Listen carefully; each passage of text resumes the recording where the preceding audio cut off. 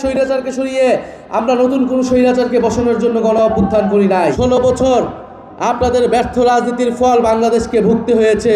যেই দলের কাছে তার নিজের নেতাকর্মীরাই নিরাপদ নয়, যেই দলের কাছে তার প্রতিদ্বন্দ্বী অপর পক্ষরা নিরাপদ নয়, যেই দল হত্যার রাজনীতি করে ক্ষমতায় যেতে চাচ্ছে তার কাছে বাংলাদেশের 20 কোটি মানুষ নিরাপদ নয়।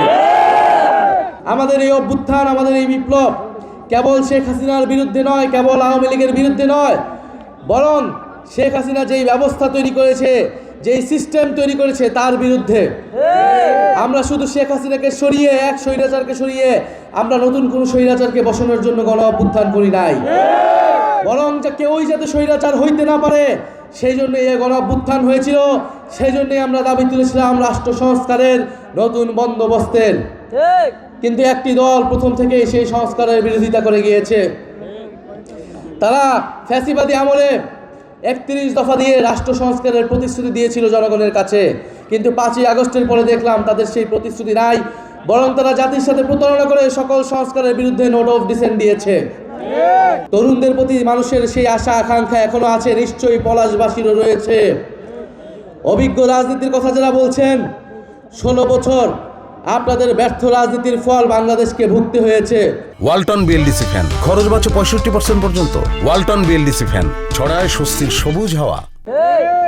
আপনাদের এখন উচিত সসম্মানে রিটায়ারমেন্টে যাওয়া। অনেক রাজনীতি, অনেক অভিজ্ঞতা আমরা দেখেছি, এখন তরুণদেরকে, নতুনদেরকে সুযোগ করে দিতে হবে। বাংলাদেশের জনগণকে আজ ঠিক করতে হবে বাংলাদেশের জনগণ কার কাছে নিরাপদ। যেই দলের কাছে তার নিজের নেতাকর্মীরাই নিরাপদ নয়, যেই দলের কাছে তার প্রতিদ্বন্দ্বী অপর পক্ষরা নিরাপদ নয়, যেই দল হত্যার রাজনীতি করে ক্ষমতায় যেতে চাচ্ছে তার কাছে বাংলাদেশের 20 কোটি মানুষ নিরাপদ নয়।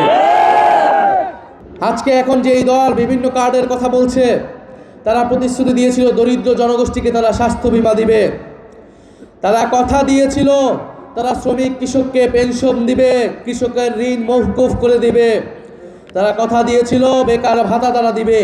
এই একটি কথাও তারা সরকার যখন গঠন হয়েছিল তারা রাখে নাই। 2001 সালের কথা বলছি, 2001 সালের ইস্তেহারে তাদের এই সকল কথা ছিল এবং তারা একটি প্রতিশ্রুতিও বাস্তবায়ন করে নাই। নির্বাচনের আগে বড় বড় কথা, মিথ্যা মিথ্যা কথা দিয়ে ক্ষমতায় আসার যে রাজনীতি, সেই রাজনীতি শেষ হয়ে গিয়েছে গণ অভ্যুত্থানের পরে।